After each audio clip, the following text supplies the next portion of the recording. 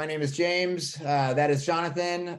We are here for another episode of Ask Away Wednesday, where we answer your top questions around data security and data governance. The question today, what are important identity design patterns that should exist for large Snowflake footprints?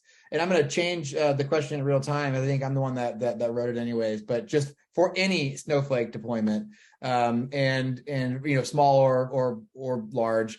And I think my kind of short and cute and sweet answer, where Jonathan will have maybe a more detailed answer, is just pick one.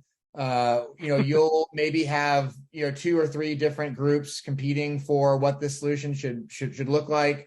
You'll have consultants come in. Maybe you'll hire 2 different consultants. They'll give you 4 different mechanisms and ways to do identity. Just pick one and stick with it. Don't change halfway through. That's my short and sweet and kind of cute answer on that one. Jonathan, how would you take that question? Typically, the identity question, right? A lot of the focus is on like, oh, Snowflake has all these different choices, right? It can do SAML, it can do OAuth, it can do passwords, it can do key pairs, yada, yada, yada. And people focus a lot on that, and they shouldn't, because that's not where the problems are going to exist in architecting a perfectly acceptable identity structure. They need to look up a layer at the applications and processes that are coming to the Snowflake platform, because that's really where the decisions about your identity stuff is going to be made. If you have a perfectly great idea about how you want your Snowflake identity model to work, but your application only supports usernames and passwords in the screen you use to configure its connectivity to Snowflake, guess what you're using? That's all you got. That's what you're using. You're using username and password. You are eating oatmeal for breakfast this morning. Exactly. Yeah. It's like you have no choices if that's the only thing it supports.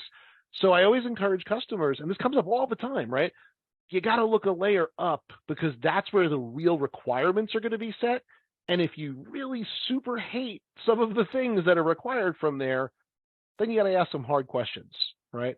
Yeah. But that's where I would advise looking, that one layer up, because Snowflake's got just about everything you could want from an identity layer, but we're not the ones who get to choose ultimately. So that's where you look. It is true. The flexibility on the connectivity that you guys offer is very, very powerful, and I think it gives the flexibility, as those applications change, to kind of always leverage the best in class there. So.